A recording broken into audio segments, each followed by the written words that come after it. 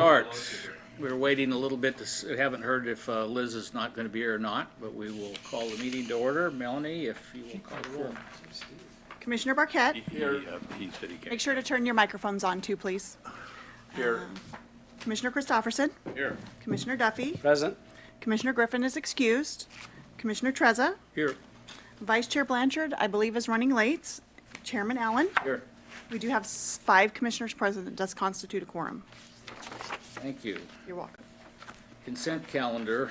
I'm going to remove item E only because we received a public comment on it that I'll share in a minute. Are there any other items that anyone would like to have removed? I have a general question, I guess, on it that I share with you, and I'd like to discuss F also. Okay, so we'll pull F off also. Gary? I have a question, but I don't think it requires to be pulled, but the question was concerning signatories for the check. I think we have it stated elsewhere. The resolution that we're approving doesn't say 2 signatories for checks, but I think we have it elsewhere in a policy. Policy, isn't it? Because it should Policy be. people? This one just says these people are all Michelle? signatories. Correct, yes. All checks issued by the port require 2 signatures per policy. So I guess we could take it up again if we find that's not clear in writing. Well, as I understood this item, it just simply is making a change for who is authorized to sign, but it doesn't change the 2-signature policy. It doesn't say it either way. Yeah, Do we have a policy stated elsewhere is my question. I think we do. I think we do, yeah, in the policy, in our And so then port it's covered policies. if Yeah, we do. yeah.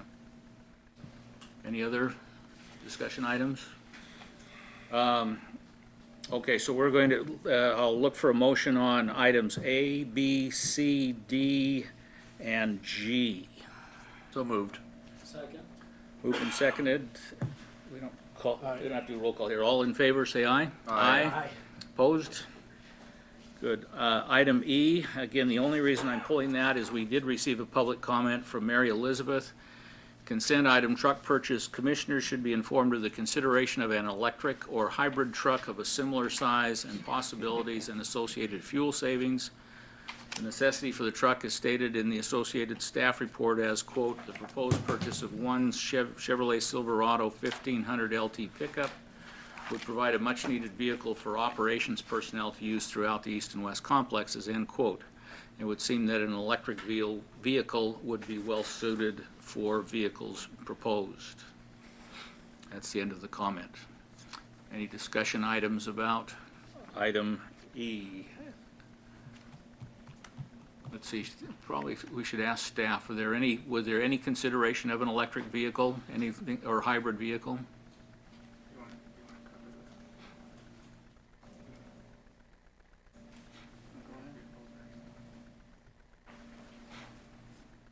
Thank you, Juan. Yes, no problem. Make sure this thing is on. So we do have a current grant to develop a blueprint for all of our equipment, not just trucks, but cargo handling equipment and all that stuff.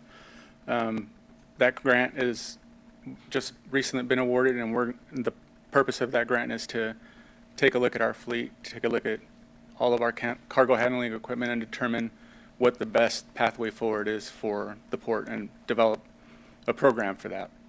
This is something that was in last year's budget for a replacement. So right now, in essence, this is outside of the current plan that we have for cargo handling equipment and our fleet. Okay, thank you. Questions, commissioners? What's your standard life on a pickup, useful life here? Well, depending on what shop gets them, we can get about 15 years, maybe 20 years out of them. It's been a lot better. The newer trucks are they last a lot longer than the older ones did. So. Thank you, Juan. Appreciate that. All right. Entertain a motion on F. So moved. Second. That was E. E, excuse me. Thank you for keeping me in line. E. Who was the first and second? I'm sorry. Michael. and then Anthony. Thank you. Anthony, you blocked So yourself. approve E, the purchase of the Chevrolet Silverado truck. All in favor, say aye. Aye. Opposed? Motion is carried. Now we're to F. Anthony, you asked that one. Yeah, I just had a quick question. I mean, I noticed how extremely close the two bids were. They're literally $150 apart. And do we have an absolute policy on accepting the lowest bid?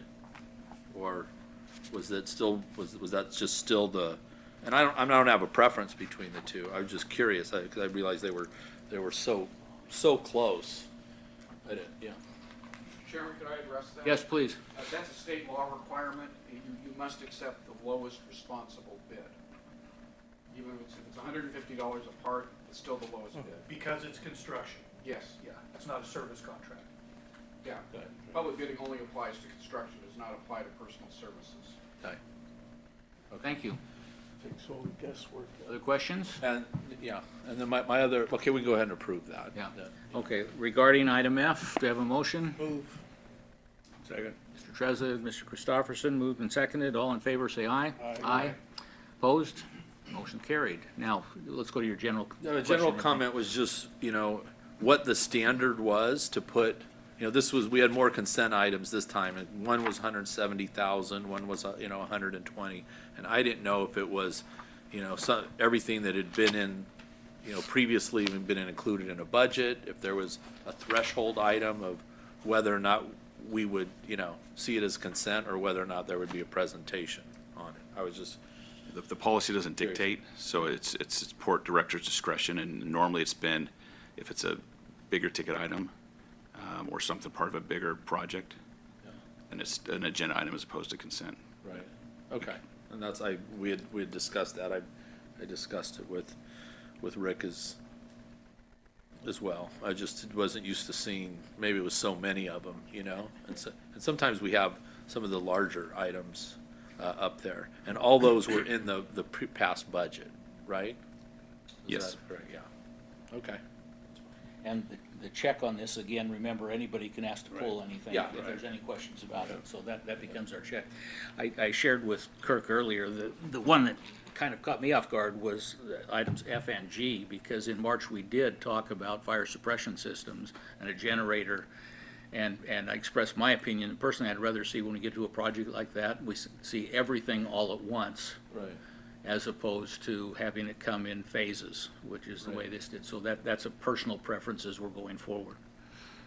And I say that just as a part of, Commissioner Trezza and I were on the budget committee, and we're gonna approve the budget today, and one kind of overriding comment I'd like to see is just almost like a tracking of how we're doing with our capital budgets, because you kind of approve a budget, you don't remember 6 months, 9 months into it, all of a sudden you see things that are on the consent, and sometimes they overlap, sometimes they don't, and that's, I guess, something that, I mentioned to Michelle as well, just to kind of stay on top of, are we spending what we thought in each given year, And I'm sure Michelle will be on top of that. Yes. Thank you. Okay, item 5, consideration and possible approval for the port to declare official intent to reimburse certain expenditures from future bond proceeds. I think you're gonna spend a lot of time at the podium today, Michelle. Get comfortable. Okay, so good afternoon. So just a little bit of the background. So in the budget that is going to be approved in the next agenda item, we have several projects for rail infrastructure improvements, and a portion or all of those projects will be paid for with a proposed new bond issue that will be issued this year. And I have them, okay, here we go. Try now. Sorry, it's not working. Thank you. So we have three main rail infrastructure projects in the coming year. One is the rail hardening project, which we've discussed in conjunction with another project that was brought before the board. That's a $10 million project that will be 100% funded by the new bond issue. Also, the rail bridge replacement and rail improvements that is going to be 70% funded with SB1 funds. And so 30% will be funded with the new bond issue, and then a small rail relocation of rail at Embarcadero for $500,000, for a total currently of 24.3, and that is what is in the budget. So I need you to, yeah, thank you. So the resolution, what this will allow us to do is if these projects start prior to the final issuance of the debt, then we can reimburse ourselves for any expenses we incur. This resolution does not bind the port in any way to make any expenditure or incur any indebtedness or proceed with any aspect of the project. It doesn't even bind you to issue the bonds itself. This is just in place in the event of. And it will be effective immediately upon adoption. So staff recommends adoption of the resolution declaring official intent to reimburse certain expenditures from bond proceeds. And if you have any questions, I will be happy to answer. We also have available via Zoom the Port's Municipal Bond Advisor, Ken Deeker with Del Rio Advisors, in case you have some questions about the bond issue itself. I have one question, Michelle. Okay. In your background section, you talk about the bond reimbursement states that the bond issue will not exceed 30 million in order to account for any necessary increases. Is there a reason to put a top end on that? Just to keep it, just to declare the port's intent.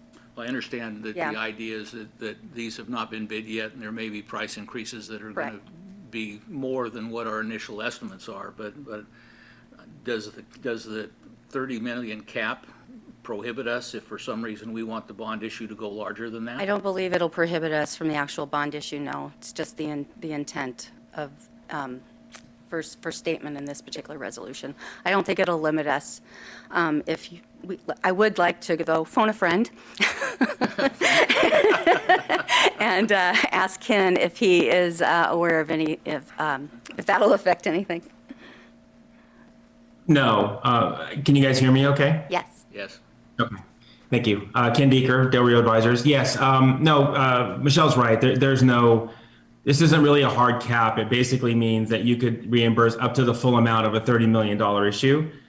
I don't believe it would be the port's intent to to spend $30 million and reimburse for all of it. I think this is really designed to allow you to be reimbursed for some of the upfront costs and planning costs and so on associated with the bond issue, which could, be in the millions, but I don't think it would be the full 30 million. Does that make sense? Yeah, thank you. Gary? A peripheral question, do we know yet the rates at which these bonds will issue? If we guess. Right now, the intent is to issue these through a public offering. We have to go through the full process. There is a schedule attached to your staff report. It is intended that we would sell the bonds in October, and when you sell the bond, the rates would be locked at that point.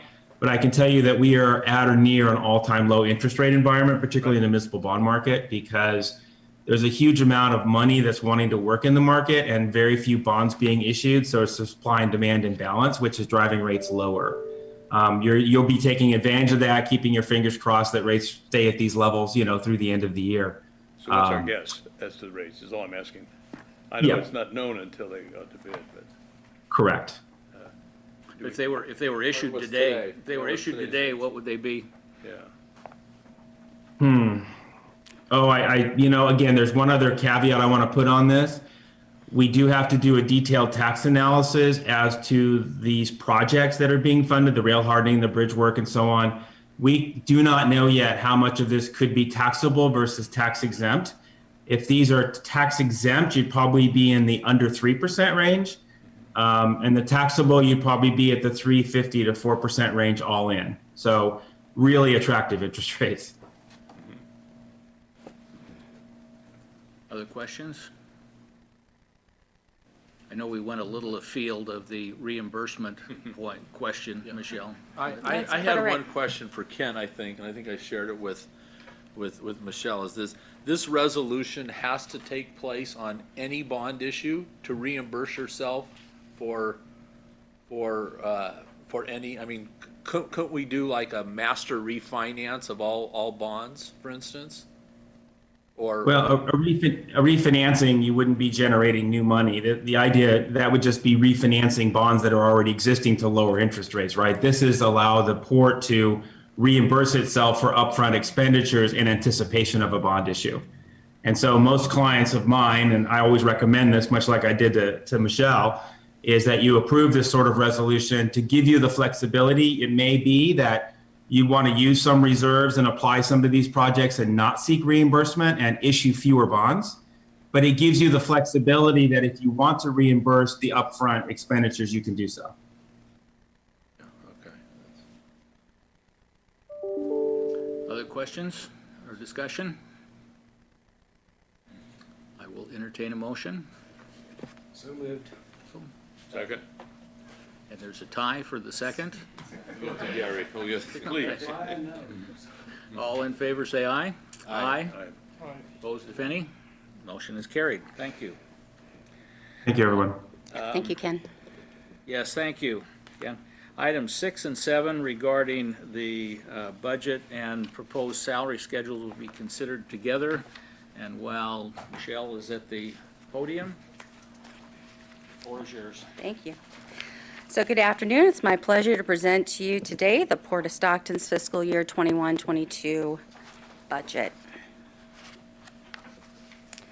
So gross operating revenues for the upcoming fiscal year are projected to be $56.3 million, $6.1 million more than the current year's forecast of $50.2 million. Can I go back and ask you a question right there? Okay. In your executive summary, you have the two schedules, summary budget, and then comparison 2022 versus 2021 projection. And I see your 56,285 number in the second one. Which page are you on? Two? Two. The second one, okay. Yeah, Dawn. Is the 56,285 supposed to correspond to the two income items in the upper schedule? Because it doesn't. Plus depreciation, is that what that, No, operating revenues, it should just be income, shouldn't it? Yeah, it's just operating income, so that should be the sum of the terminal and warehouse operating income, the property management income, and then some other indirect income that is not listed in that previous schedule. Okay, that's why I was wondering, because you're 37,000 there to 56, you're about 19 million, excuse me, not thousands, about 19 million difference. 19 million difference. That seemed like a rather large amount. Hold on. Hold, please.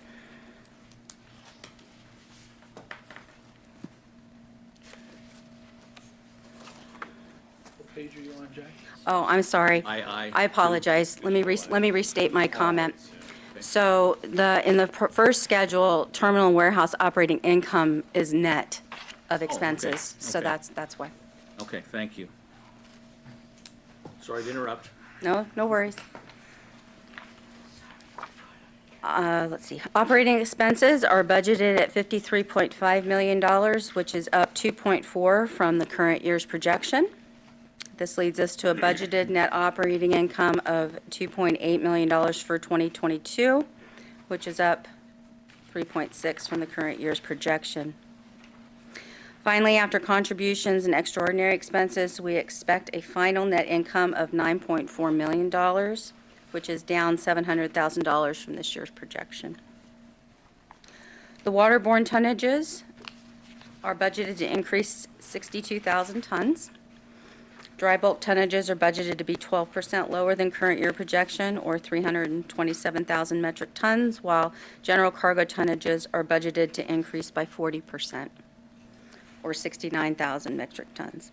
Liquid tonnages are budgeted to increase by 30.4%. Cash is projected to be $28.1 million at the end of the next fiscal year, which is down $7.6 million from the current year's projection of 6/30 of 2021. This is mainly due to some pretty significant capital outlays, utilizing $17.9 million for capital projects and capital equipment purchases. And the days of cash is budgeted to be 243 days with a current ratio of 4.02.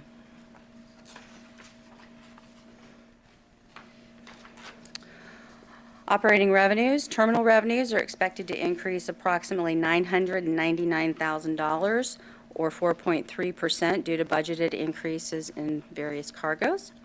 Dockage revenue, being based upon the number of days a vessel is docked and the linear length of the ship, is expected to decrease by 12%. Wharfage revenues, being based on tonnage and commodity, is budgeted to increase $521,000 or 4.9%. Warehouse revenues are expected to decrease slightly by $149,000 or 8.4%.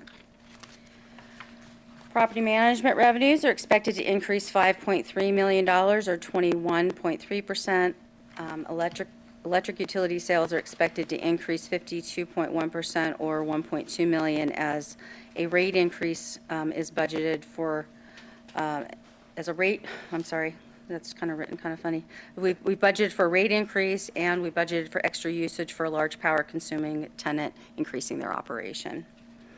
And lease revenues will increase $4.6 million or 25.9. And I previously reported there was a negative adjustment to deferred lease revenue in the last quarter. And so that being reduced for this current year is leading to a much larger increase for the coming year. Other revenue is expected to decrease by 14.9% or $68,000 as we don't expect the same rebates we received this year on some electric equipment purchases, and more fuel sales are expected in the last 2 quarters of the fiscal year, and we're expecting increased fuel sales because of the jump in prices as well. Wages and fringe benefits are expected to increase $1.8 million over this year's projection. The increase includes negotiated pay increases for the OE3, the Operating Engineers Local 3, and the ILWU staff, and an across-the-board increase for administrative staff. This also includes the filling of 2 administrative positions that are currently vacant, as well as filling 5 new administrative positions that are being proposed. Stevedoring expenses are slightly up by 0.9%. And environmental compliance and remediation costs are budgeted to decrease by 49.3% under the current year's projection. While the West Complex remediation budget is 68.8% or $2.5 million less than this year's projection, as per GASB 49, we're able to capitalize some of the remediation expense related to a large tract of land on the West Complex. So we don't have to record that as a operating expense, but rather as a land improvement. The environmental compliance budget is 12.9% over the FY21 projection. This is because we budgeted assuming that we would have to fully execute our stormwater permit, and so how much of that permit we have to execute depends upon the weather and how many rain events that we have. Outside services and consultants are expected to decrease by $86,000 or 2.8%. Utility expenses are expected to increase by $626,000 or 17.2%. And depreciation will increase by 0.7%, while as additional assets are added and others reach full depreciation. Other operating expenses such as legal, insurance, travel are all a mixture of higher and lower. Obviously, we had a lot. Our travel next year is expected to be higher because we traveled very little during the COVID year. So we are expecting those to increase significantly. And as always, the port will closely monitor operations to assure efficiency and hold down costs. At this point in the presentation, I am going to turn the podium over to Esmeralda Correa, our port controller, to finish the presentation on the budget.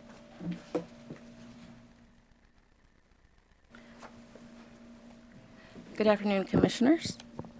So some of the capital projects the port is working on next year is the San Joaquin River Rail Bridge and Yard Expansion, the Rail Hardening Project, the land improvements, dredging projects, Washington Street widening, and berth improvements.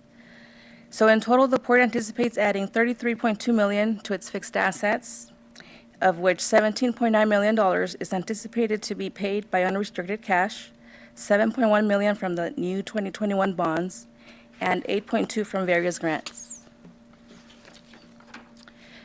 Staff's recommendation, we are requesting approval and adoption of the fiscal year 2022 budget and the fiscal year 2022 administrative salary schedules. Any questions? Commissioners?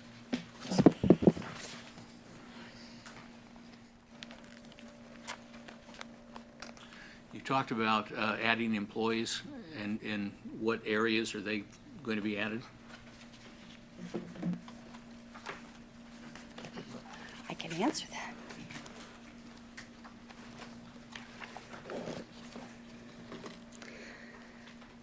So under the Human Resources and Administrative Department, we're looking to add 2 positions.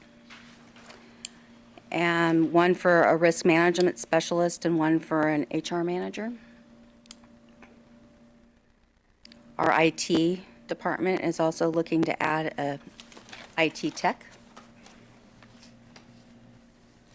and an additional systems administrator. And then our maintenance department is looking to add a lower level, like an assistant maintenance superintendent. That's the 5. Correct. Thank you. Yes, you're welcome. Commissioners? Are any of those increases taking a sharp into account, or is all for the present status? It's mainly for what we currently have. It's a little hard to tell as far as revenue and expense forecasting for Sharp since it hasn't been conveyed to us, but we did include some money for a small amount for some improvements. It's in the capital budget. You mean staff? Oh, for staffing, I think that, yeah, I think the assistant one is the assistant superintendent in anticipation of Sharp. The assistant superintendent in the maintenance department is mainly because of Sharp.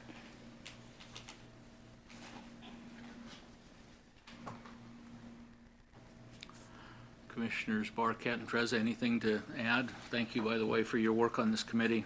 It's much appreciated. Wish I'd remembered everything I'd seen 2 weeks ago. No, it's a pretty good report. It's reasonable. I'm sure some items are going to be high and low, but based on history, I'd say I'm pretty comfortable with it. Yeah, I would just add that, the comment about the capital projects, before, I think what I've learned in my time on here is our free cash flow, we basically spend on capital projects, and this year we have more than we have in the past. That's why we're gonna have our cash on hand is gonna go down like $7 million. I'm personally totally comfortable with that. We have to make those improvements, but I think that's kind of the one thing that I see being on this, and one thing that I think would be nice to kind of project out a few years, so if it was important for us to increase our cash back, I think we can do that in a year or two if it's what we wanted. I like that we're investing in things that we have to invest in, but and that's why I asked that about the refinance too. I mean, if that was something that was important to us at this level, we could kind of balance that out. But overall, I think it's a good budget. Obviously, the increase was to the salaries and kind of getting back to normal on all the COVID stuff, with whether it be travel and all that stuff. That's like $1 million too, but hopefully back to normal. Gary? Just a quick question. The budget looks good to me too, and obviously these capital expenditures all made sense, but the price we pay is a pretty big reduction in our unrestricted cash and non-compliance really with our policy for how much unrestricted cash we should have. So are we on path to restore that over time in some means? Do we expect to? Have we thought about that? I mean, I guess from my standpoint, it would depend on what happens what we were gonna do next year. Like I said, if it was really important, you could probably hold off on capital expenditures next year and increase your cash on hand. I wouldn't do that personally, just for the sake of doing it, you know, I would, whatever is needed at the time. But I don't know how, being relatively new, I don't know how set in stone that, you know, oh, cash on hand is, you know, It's a so. policy, it's written policy we adopted after considering all the factors. We could Right. change that policy, but it is our policy. Well, it was a target though, wasn't it? That's our targeted Goal, amount? stated as a Yeah, goal. Yeah. Yeah. And so this is Not a big hard, reduction. it's not a hard number, I guess is all I was saying. But we are But it is our varying goal. from that written policy, and so Exactly, my yeah. question is, are we thinking about restoring it or changing it? It's a significant change. I have some thoughts on that. I'm thinking with our big capital improvements here and what we're gonna encounter with Sharp, that's gonna be under some pressure, Yeah. is liquidity. And I don't think we should, just dismiss it, but, I'd like to go back to the origins of that 365-day policy and see what era was it born? Was it born from a depressed area from the last recession? And what's the reality based on our new footprint? Maybe 250 is right, maybe 290, It may maybe be, 330. that may be the next question we look at, I think. I think we Yeah. need to readdress it because we're gonna be a whole different creature. There were a lot of factors looked at when we adopted it, including what other ports do in our situation. Almost other ports, almost all of them have substantially more generous unrestricted cash than we do. So we were already going below, say, quote, the The norm. last comparison, we were pretty good when you take cash in hand Yeah. and current ratio, because that has a bearing. Current ratio is the alternative test, yeah. Well, it's Yeah. minus your debt. In the policy, we stated both ways. Yeah. And I think compared to other ports, I think generally our unrestricted cash policy and result is a lot less. And that may be fine, but I think we can't ignore that. We did No, adopt no, it for some but I reason. think we have If to wanna change it, we gotta change it. recalibrate, because we are gonna be Yeah, a little bit different with Sharp. bigger. And I would agree with what you're saying. If we're growing, we have to be willing to invest, and it's harder to look at that if we only look at it on a year-to-year basis. But if we start looking 3 to 5 years out, we say, oh boy, we're gonna be under, you know, a lot more pressure. Should we borrow more? Should we just, you know, bite the bullet and pay it out of unrestricted cash, knowing that our income should improve like drastically with the Denmark project 3 to 5 years down the line? That's mainly what we're investing But that's in, supposed to be right? the justification for doing all this, Right. yes. Well, that's what I'm saying. I mean, so knowing that, I'm comfortable, you know, doing this. And I totally agree with Sharp. We don't know what's on the No idea horizon, what our capital but, needs will but be. they're gonna be significant. And they'll last for a while. That's right. And so to me, it all kind of revolves also around our strategic plan. And I think that's an important factor, the cash on hand, but it's one of many things to look at. Sure, So of course. My memory is that policy was adopted as we were really ramping up revenues and pre-COVID, pre-crunch All times. pre-COVID, Yeah, of course. yeah. Well, but I mean, it was at a time when we were hitting into the real salad years here, and it was going very well. Yeah, but I mean, also to your point, I remember, because we looked at those other ports, or we did, all those other ports, and I'd have to look at them again, but I thought a lot of the ones that had good cash on hand were kind of maybe smaller ports that really weren't growing, you know? Now, I don't know if that's the case. I do know when I looked at the big ports, they had like way more long-term debt than us, right? Because they're forced to continually invest, and so I think we have to kind of get comfortable with what we want to do. Which is what I'm saying. We're going below what we said were the policies, and they may be good reason, we may want to change it, but we need to look at all these factors and consider them when we do adopt budgets, I think. So does the policy need to be on the agenda for our next meeting? Can be anytime. Doesn't have to be next meeting. It could be the next budget, you know, or before it. But there are arguments both ways. I mean, we're increasing revenue, so that means we should be increasing unrestricted cash, maybe. We're increasing the size of the port. One could argue there's more exposure to loss and to expense when you do that too, and so maybe you got to keep a policy in place. I don't know. It's not a one-sided thing. I mean, growth cuts both ways. We have too many moving targets going forward. It's true, but it doesn't have to be decided. No, we should address it every year Yeah, because we're I think gonna so. change That's right. quite a bit I every year. think. Well, almost on a de facto basis, we're addressing it this year if we approve this budget. But didn't you say it was, and I don't know that's why I asked, I didn't know if it was set in stone that it has to be, or we have to make some kind of resolution each time we decrease it? No, I don't or- think so. It's stated as a written policy of goals. It's a in goal writing. then. Goals, I think is what it expressed. Yeah. Right. And so we're changing this year. So if we do, I think we should consider next time, do we change the policy or the goals? It's a policy, and do we change The it? reality is we can just accept that we're under Yeah, the that's stated all we have goal to- for a while. We're approving the budget, so in effect, we're saying that's fine, But it's gonna change. I mean, it's gotta hit our cash position. I one way or think. the other.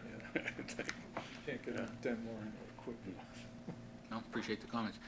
Steve Escobar, you had your hand up a minute ago. I did. Thank you, Mr. Chairman. Just a kind of a reminder for the board. With the utility operation, there was a 15% across-the-board rate increase built into that. Subsequently, what I need to do is bring the actual rate schedules back to the board. That would be at the next regularly scheduled meeting, so second meeting in July, I believe, right now. So I just didn't want to catch the board off guard as to what was going on.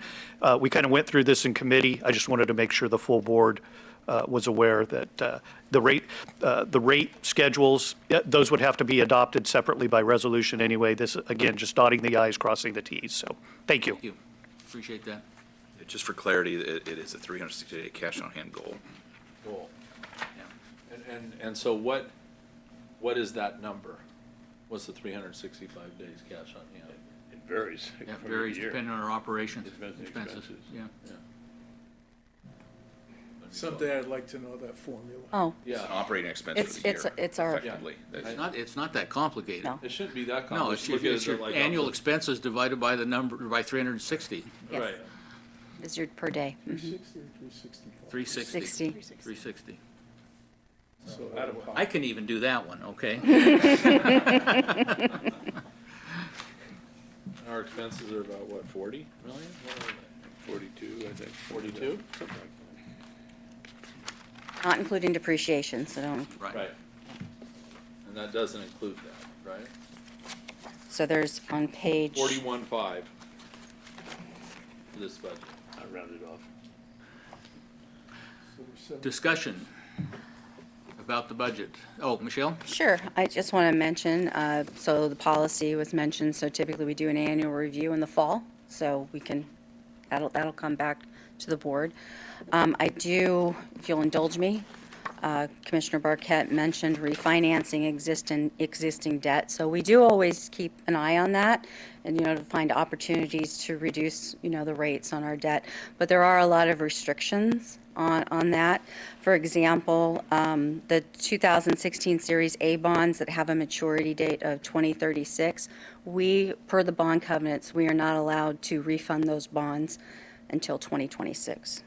So there are some limitations. We can't just refi, if you will, at any time. There was a 10-year lock-in on those bonds? then? Correct. So the one that's coming up closest to having a prepayment clause is the Compass Bank loan, which is currently at 3.1%. It has a maturity of 2026 and a prepayment date of March 1st of 2023. So we can look at it then. It may not be a long enough term to refinance it at that rate, but we'd still look at it at that time. And one of the bonds is, this is our last year of payment. on Yes, it. we'll make our final payment on Series B in July. Right, okay. So we saved 1.6 million Yeah. on that. Now we're gonna have this new bond issue. One thing I forgot to ask Ken, and I could ask you, we're not spending all this money right away. Do we have to borrow it? We don't borrow it all right away, do we? We just. Well, we do, but he also talked about determining the taxability of it. So if it's a taxable bond, we can have a 5-year, and right now these projects span 5 years. We can't have a 5-year project period. If it is determined that any of these are tax exempt, that gets shortened, I believe, to 3. So if it's a project that's going to take 5 years, it's tax exempt, we may have to do 2 bond issues for that one project. Is it possible to simply state what the test is for determining whether it's taxable or not? That is for, I assume most of these are non-taxable, but I. that's for a bond attorney. It's beyond my pay grade. Now, if, Michelle, my assumption is that if they're issued over time, however, every time you go to market, the rates are going to be reset to market. Yes, Yeah. correct. So if we have to break it up into two pieces, you're right. It could be a different rate for the second issue. No, Michael? No, we don't want to break it into two. No, that's, I He doesn't agree. wanna do that. I agree with that. And that's the danger of doing that. But So- what's the money gonna do? Just sit there, where, obviously there's covenants on what we can CDs, do with it. probably Just the sit in CDs. or- No, it stays with the trustee, and currently our trustee for other bonds is US Bank. And so they would invest it in the things that they're allowed to To our do. benefit. To our benefit. Mhm. But being careful not to earn more than the interest rate that we're paying on it. Yeah, Sure we won't. the arbitrage, yeah. Sure we won't. Yeah. Well, We got nothing. who That's what I'm knows? saying, Who knows? Some Yeah, of, some who of knows? us, some of us remember 79 and 80. Very well. Yes, I remember. What the standard is for the difference between taxable and non-taxable? I don't. I'm surprised any of it is taxable. I think it depends on use. There's quite a few things. It depends on use. I know that one we discussed is if it does have like a maritime component, trade component to it. But it really is going to come down to part of the bond process where, the bond attorneys. Well, I know. Yeah. It'd be interesting maybe I another- you could just help us I with can't, general criteria I personally What's the can't speak principle? with a lot of authority on that part, so. For an entity that ought to qualify for tax-free bonds Yeah, in general. but I can find out, generally speaking, what the generalized criteria is and get back to you. I know it's not a precise answer. Yeah, Michelle, maybe just a simple memo of Yeah. bond Yeah. financing for dummies, let us kind of know. if there's a book like that, I would like to have it, yes. I don't hear any additional discussion. Are we ready to approve the budget and items 6 and 7, budget and administrative salaries for the coming fiscal year? So moved. Second. That was like some real hesitation here. I don't know. We have a motion and a second to approve items 6 and 7, our budget and our administrative salary schedules for the coming fiscal year. All in favor, say aye. Aye. Opposed, if any? Motion carries. We are now to number 8, consideration and possible approval to authorize the port director to execute a contract with O.C. Jones and Sons for road rehabilitation on the West Complex for an amount not to exceed $839,970.12.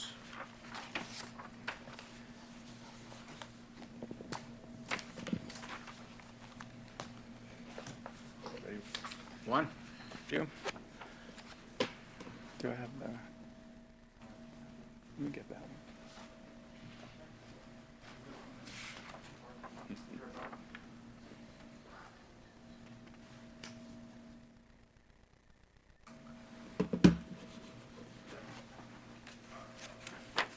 Yep. Okay, so good evening, good afternoon. Commission, the item that I have for you today is a contract for paving. This is part of our routine maintenance program. Specifically, the 3 roads that we're talking about is McCloy Avenue, Hooper Drive North, Hooper Drive South. McCloy Avenue is the main access road from Highway 4 up the Port of Stockton Expressway. So it's the main access road to the West Complex. Hooper Drive North is our terminal access road. This is the main road for all of our maritime traffic, maritime-related traffic, so trucking. Do you have a map that you can show? I do, and it'll be up in about 2 slides. Okay. And then Hooper Drive South is the access road to our maintenance yard and our maintenance operation for all of our heavy equipment and all of our equipment and fleet for the Port of Stockton. So just a quick overview on on the roads, McCloy Avenue is approximately, the area that we're going to be paving, it's an overlay. It's about a mile long. This is going to take 2 inches of overlay paving and fabric. The fabric is equivalent to 2 inches of overlay, so it's equivalent to a 4-inch structural section. Same thing with Hooper Drive North. Hooper Drive North is approximately 0.3 miles. And then Hooper Drive South is going to get a grind and an overlay, so it's a rebuild. That road is in a little bit worse shape because of the type of traffic that we see down on that road, specifically with our heavy equipment going in and out of the shop for maintenance and that kind of use. That one's about 0.3 miles as well. So overall, What kind of iron are you adjusting to grade? What does that mean? railroad Railroad. crossings. So we have approximately 1.6 miles or 8,191 feet of overlay. As I mentioned, McCloy Avenue, Hooper Drive North are overlays. The Hooper Drive South is 3 inches of overlay with grind, which is, and the pavement fabric is approximately a 5-inch structural section when it's done. So here's the map. So we have Hoover Drive North is the red, which is our access road into the marine terminal. Hooper Drive South is the cyan-colored road, and at the end of that dotted line is our maintenance shop. And then McCloy is, it's an overlay all the way to the bridge, Daggett Road Bridge on the Port of Stockton Expressway. Approximately a week for McCloy to do the overlay, a week for Hooper North, and it's going to take about 2 weeks for Hooper South because it's a little bit more extensive work. It's about $460,388 for McCloy, $171,351 for Hooper North, and $208,280 for Hooper South. But again, that's a 3-inch overlay and grind. So the pricing that we received, O.C. Jones is low bidder. O.C. Jones is also the prime contractor for the Fife Avenue grade separation project. The timing is pretty close to when they're going to be doing some paving on the Fife Avenue grade separation project, so they're going to be able to take advantage of some efficiencies there to give us a good price and a good some good work. Their contractor's doing a good job on the Fife grade separation project, and we anticipate they'll be a good fit for this project as well.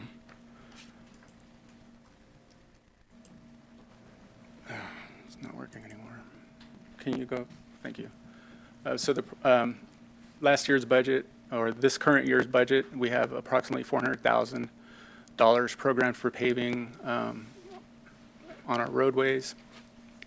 Next year's fiscal year budget has approximately $1 million identified for paving. So right now we're anticipating we'll use half of it. Half of the funding will come from this year's budget and the other half from next year's budget.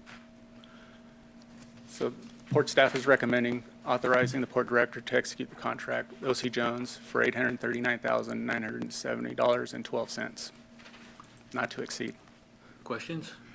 Is this the first time we've repaired those roads since getting the island? With the exception of some minor repairs, yes. We rebuilt McCloy Avenue when we took over the island. It's been about 15 years since we realigned that roadway. So it's about 15 years since we did that one.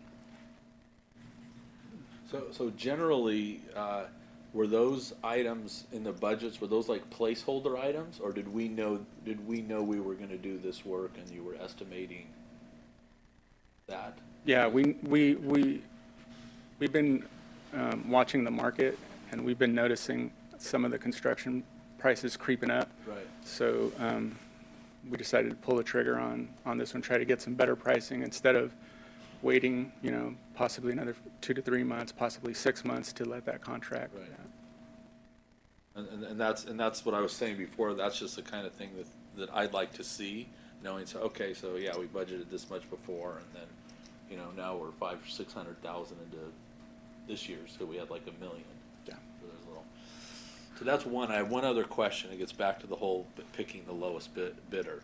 Can't we as a public agency have some kind of preference for local contracting? We can, or we absolutely, Council? I mean. That has been something that has been debated substantially by public agencies.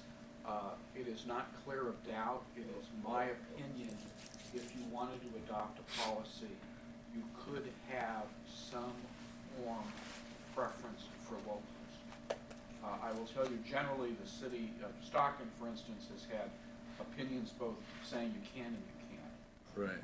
But I think you can. Now, at the same time, if you do that, of course, now you are giving any disgruntled bidder who lost an opportunity to challenge the validity of applying that if they lost because of that on a bid and holding something up. But certainly, I think a properly constructed preference is probably legal. Right, and can that be, and I throw this out as a question, and obviously be something debated by everybody, that if we said it was in 1% or 2% or something like that, I don't know how it would be done, but I'd like to see a memo on it. I mean, we're the Port of Stockton, we're supposedly trying to drive economic development in our own area, where possible. I'd like to give a contract to somebody who's, in our area, as opposed, and I've got nothing against whoever we're giving this contract to. Could I make one additional? When I was first on the commission, Yeah. I had the exact same concern as you did. And at that time, the staff generally did not make sure that opportunities to compete on bids were made available and given notice to locals. And one of the things I kept pounding on, and they got tired of hearing me, Gary may remember this, is that after a while, we were told at the beginning of meetings who all locally had been contacted in order to bid on it. And the way we handled it at that time was to make sure that local people, and we went through the Building Trades Association and things like that, to make sure all the local people knew about the project so they could bid if they wanted to. Right, but, go ahead. I think then we talked about the issue too, and we expressed a preference for local businesses for service contracts, I guess, Yeah, same thing. because we didn't have the latitude, we thought, to do that with construction, right? In fact, remember, mainly part of it was banking. Yeah. Is that Banking, accounting, auditing, all that. Yeah, the former port director tended to refuse to put money into local banks, and they were Yes, all over yeah. God knows where, and we tried to give a preference to local banks with our deposits. Yeah. I don't know, if we get some kind of an opinion on that, I would like to personally see that. I don't know if anybody else has it, because and I say it says not to exceed, were those firm plans? Everybody bid off firm plans, then they did, okay. Guaranteed contract. My guess is, Anthony, that the reason O.C. Jones came in lower, it's not that much lower. It's just mobilization. If they're here already, they're here already, and that's probably the reason they came in lower is because they're already here. Yeah, and you're probably, I'm sure you're right, and they just kept the crew out here. Yeah, no, and I agree with you. I would rather favor local businesses as much as we can. In this situation, I think we've got a kind of an exception to that because they're here already and provides a reason to have them do it. Yeah. Liz, were you going to ask? Did you have something? I was going to make that comment. They're here already. Yeah. And it just seems financially appropriate. But I'd like to move and accept this. Okay, I have one question for Juan first. Do we have a second? Yeah. I'm Yes. sorry. Can I wait till the next meeting? Okay.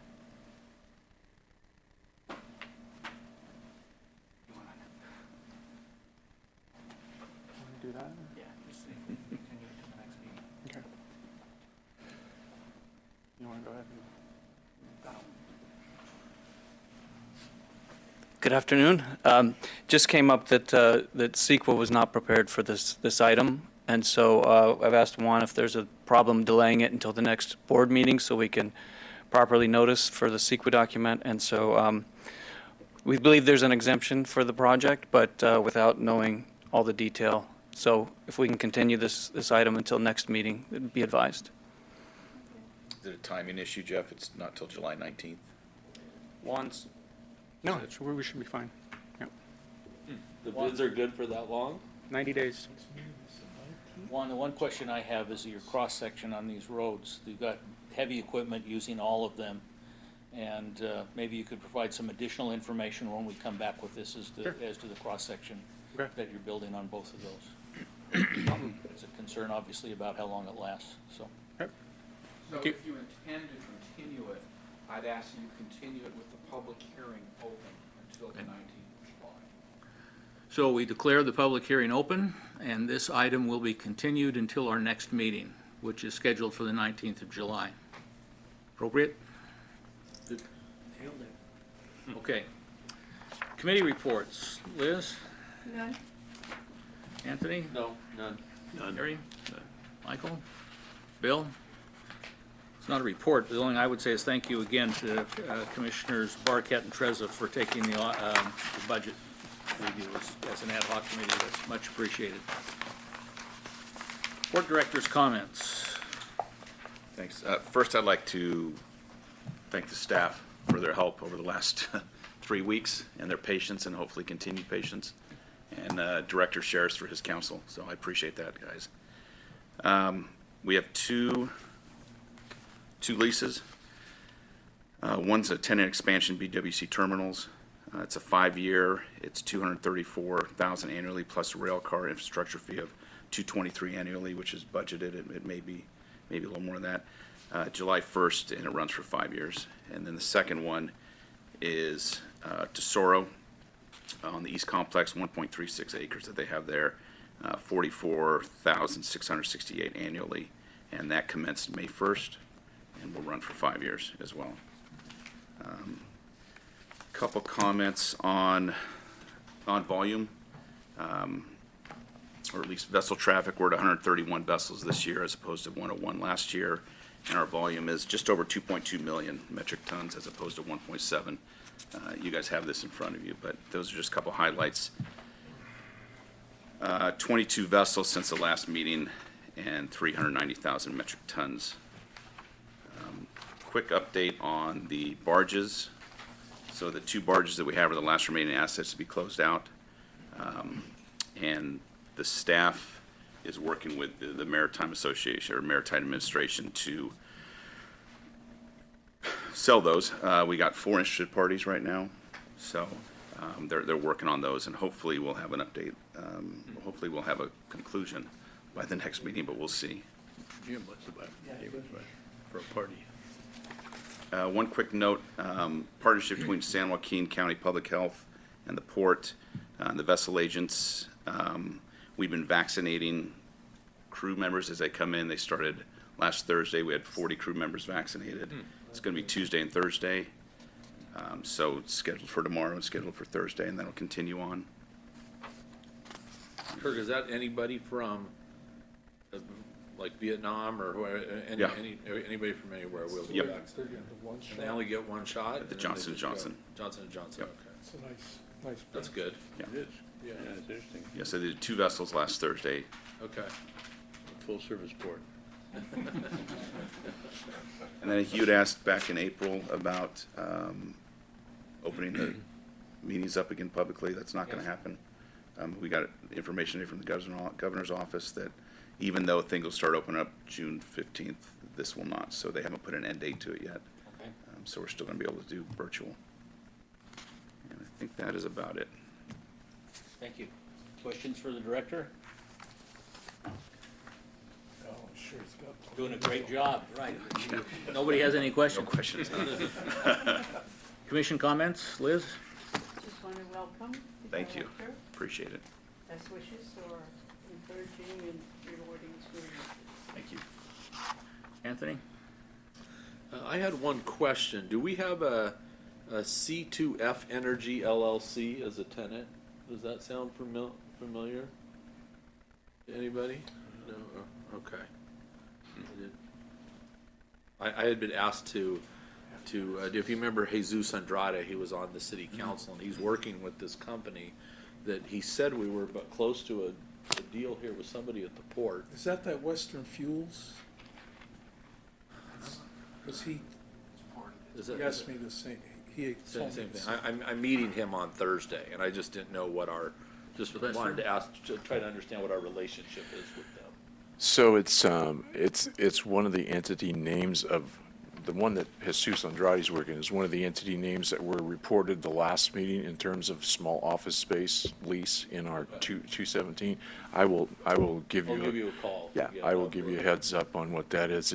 They basically have using our address at this point, and we actually had to stop them from using the port in their literature before we even signed the lease. So there's a little bit of history on that, and I'll be glad to update you on that. I will. Okay. I'm meeting him I'll check. I'm meeting with them at 2. On Thursday? We should Yeah. meet together. Yeah, it'd be easy. Yeah, he called me, and I said, sure, I'd meet with them, but I didn't understand exactly what the relationship was, so I appreciate that. I'll reach out.